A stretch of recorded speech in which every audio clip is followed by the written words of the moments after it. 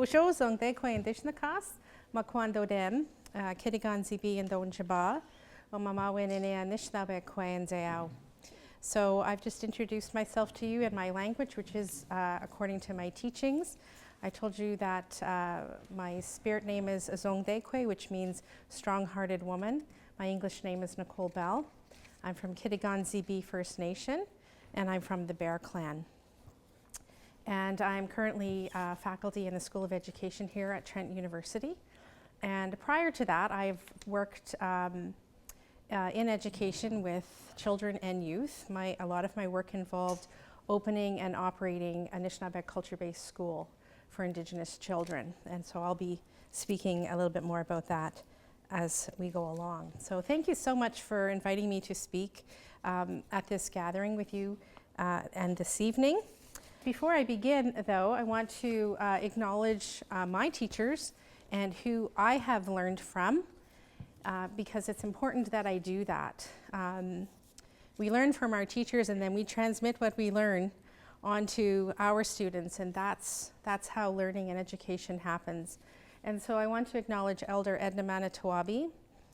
She's the elder that I've worked with most extensively, and she has taught me many things like songs, story, ceremony, language, lots of amazing things. I'm so privileged to have had her in my life. And then my other teacher, when we're talking about environmental education, is my dad. There was a time when I used to say that I was not raised in my culture, because while my dad was not taken to residential school, he was one of the kids that was taken by the Children's Aid Society and raised in non-Indigenous foster homes. And so I wasn't raised with things from my culture like ceremony, language, song, story. And that's what I had to come to learn through elders and traditional people as I became a young adult. But what he did teach me was about the land. We were hunting, gathering, fishing, family, and we were always on the land. And so that knowledge, that love of the land definitely comes from him. I want to speak to the photos that I'm going to be sharing with you on the screen. I know there's a photo sharing component to this gathering that's going to happen, and I wanted to bring to you photos of children that I've worked with in this area, as well as teacher candidates that I have also worked with. So that's the photos that you will be seeing on the screen. So I want to start with a story first of all. And this goes back to my days teaching in the classroom at my school. And I remember being out on the schoolyard one day, and I saw two of my little kindergarten girls kind of standing over in the yard.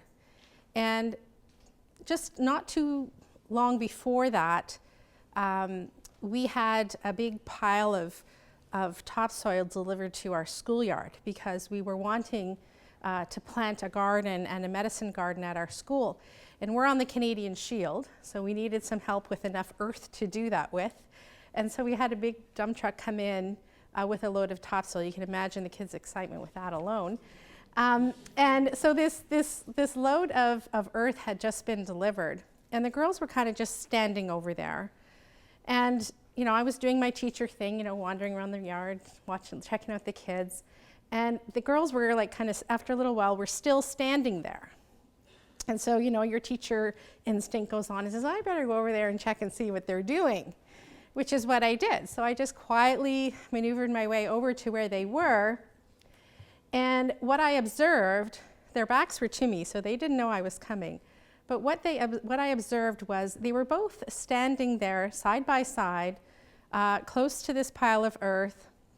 They were facing it, and they had tobacco in their hands. Now, these are little 4 or 5-year-olds. They had tobacco in their hands. And what they had done was they had gone into the school on their own. They had gone to our little medicine table in the school. They had taken some tobacco, and they had come out to this pile of earth, and they were giving their thanks. They were saying their prayers, and they were giving their thanks for that earth, And they were talking about how they were wanting to grow a garden, and we're hoping that we'll be able to grow a good garden. And thank you for being here, Earth, so that we can do that. That was their little 4 or 5-year-old prayer. And so why am I sharing this story with you? Well, I think it's our hope as teachers that the teachings that we transmit to our students will then be transmitted into our students' everyday lives, right? That the learnings that we teach extend beyond the classroom.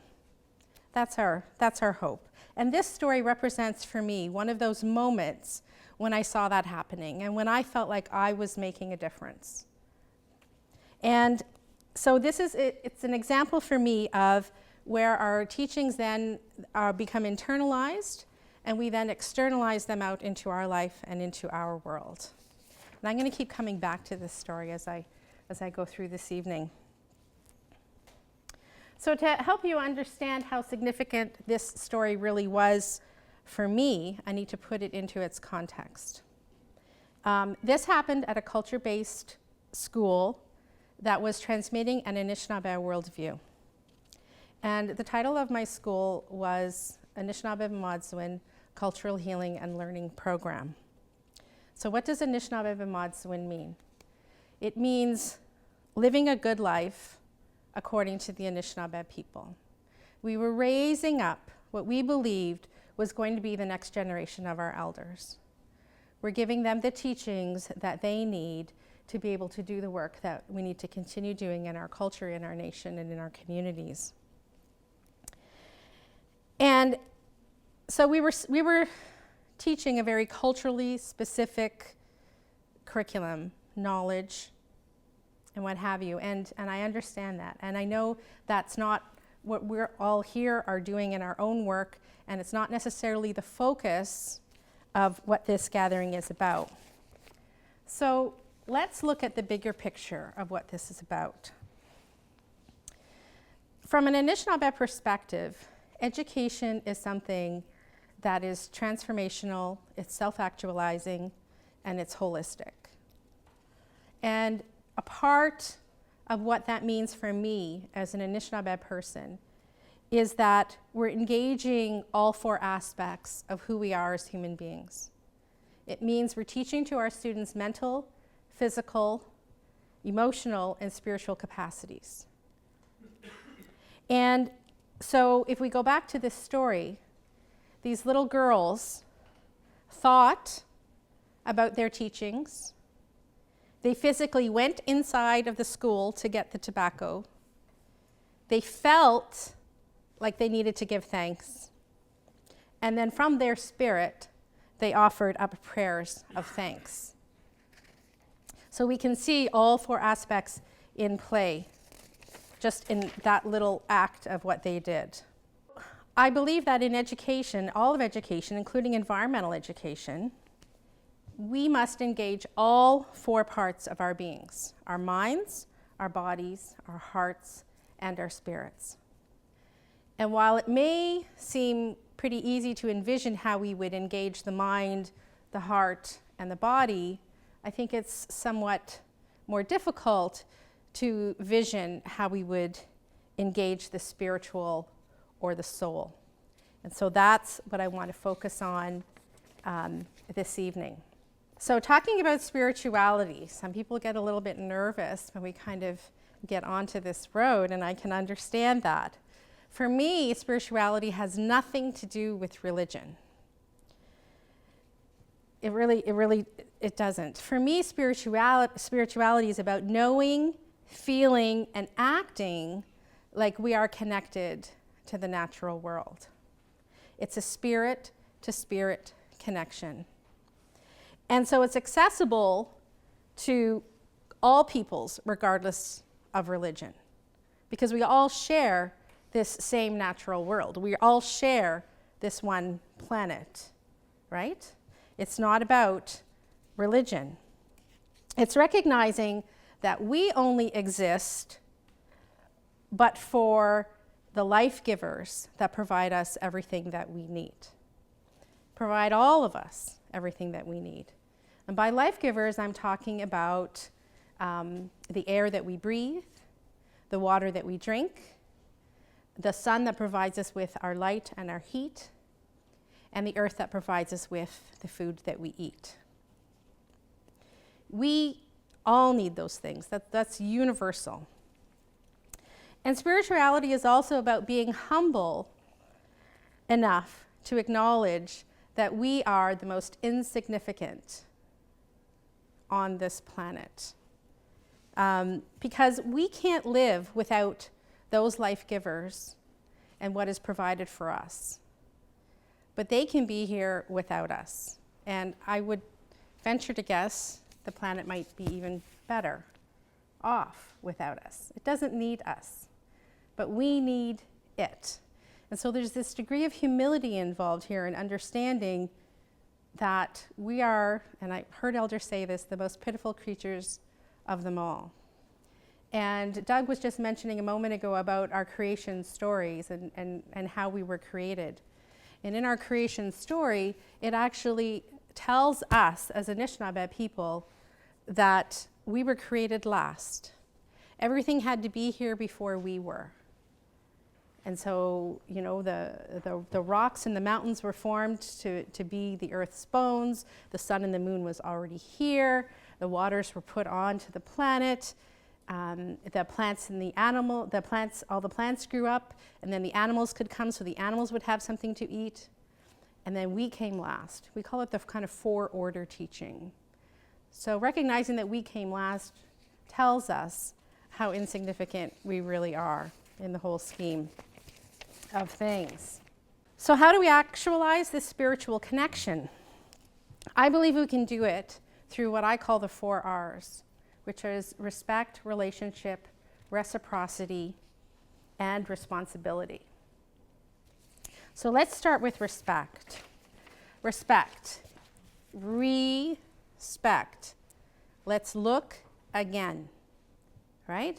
It's using our gift of vision to really see what is happening.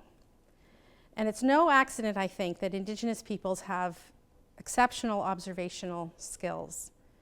We always have had to know how everything in the natural world worked because our lives absolutely depended upon it. Our survival depended upon knowing. And so we had very good gifts of vision and being able to see. This vision of being able to see then creates awareness. We then become aware of our surroundings and what's going on in our world. And this builds then an identity that we then have in relation to the natural world. We identify to it. We see ourselves in connection to it. This in turn then creates a value system. Our attitudes, the values that we carry and we walk with through life. And in this identity and value system is this strong sense of belonging to a place. And this results in this feeling of rootedness, rooted to a place. And as Indigenous peoples, we consider ourselves extremely deeply rooted to our places. And Doug was speaking to that earlier as well. Then what we do is if we take this value system, we can actualize it then through our relationships. So how do we interact with each other as human beings, for example, but also how do we interact with the world around us that sustains us? So then we begin to see the interconnections that exist among all things, and we recognize our kinship to the natural world, and we acknowledge our relatives. And we literally mean that. From an Indigenous perspective, we mean that. We call the earth our mother. We call the sky our father. We have grandmother moon, grandfather sun, and Doug was giving thanks to all of these things in his prayer. We consider the plants our eldest brothers and sisters. We consider the animals our elder brothers and sisters as well. So it really is a family of creation that we acknowledge. We see ourselves, therefore, in relation to creation. And that's why you hear us say in our ceremonies, the kanagana, or all of my relations. We acknowledge them all the time. We then want to ensure that this relationship is balanced. And balance is a foundational principle in Indigenous worldview. We want to ensure that this relationship is harmonious. To do that, we have to ensure that there's reciprocity by giving back. There always has to be a give and a take, a giving back, a balance to be maintained. And we often do that in part by giving thanks, which is what Doug was doing for us earlier as well. We recognize that when we harm one thing in the natural world, that we are harming ourselves. So for example, if we poison the water, we know that we're harming the health of the water and all that inhabits it, but we're also harming ourselves because we need to drink that water. Then we need to engage with being responsible. So we have the respect, we have the relationship, we're seeing things as reciprocal. Now responsibility, what do we do with all of that, right? Responsibility for me means response ability. We respond with our abilities. And in our teachings in my nation, we have teachings about gifts. We recognize that we all are born with certain gifts, and we all develop gifts throughout our life, and we have a responsibility to use those gifts for the goodness of all. So responsibility calls us to do, to behave, and to act using our gifts. The hope is that this acting and doing and behaving become a way of life. It's just part of who we are. It's just how we be in the world. And with responsibility comes the eye to the future. We have to, if we go back to vision, right, at the very beginning, strong sense of vision. That vision extends into responsibility when we always look far ahead into the future. And for us, you hear us say sometimes 7 generations ahead. That's what that means. It means what we act and what we do today, we have to look 7 generations ahead and see what kind of an impact is that going to have then, right? And that bears on the decision that we make now. So to live life in a spiritual way is to live respectfully in reciprocal relationships and to take responsibility. So if we go back to the story of my 2 little girls, they had respect for the natural world. They felt in relationship with it. They were being reciprocal by giving back, by giving thanks with their sama, their tobacco that they were holding in their hands. They were responding and being responsible because they went into the school on their own accord and did this. They were not told to do this. They did it on their own. So they acted on their own responsibility. My hope is that they will then take what they have learned. They have taken their responsibility throughout their lives as they walk through the long journey. And they're much older now. This is going back quite a ways, and they're young women now. But that's my hope, is that they take what they learn and then they live that out in their lives. And I know that this happens because I had the awesome opportunity of talking to the parents of the kids in my school. And the one mom of one of these girls actually told me a story in their own family, outside of school hours, on their own time. They were just going for a walk in their community. And it was springtime, and the lilacs were out in full bloom. And so the mom wanted to bring some of the lilacs home and put inside the house. It makes it smell so nice. And she wanted to do that. And her little kindergarten girl told her mom, no, you can't do that. You can't just pick the lilacs. You have to respect it. It's related to you, and you have to give something back. And so they had to go all the way home get some tobacco, come back, and give their thanks for the lilac trees, and offer their tobacco before they could pick a few branches to take home with them. So we have the responsibility there then enacted by the children then teaching the parents, right? And it comes all the way around.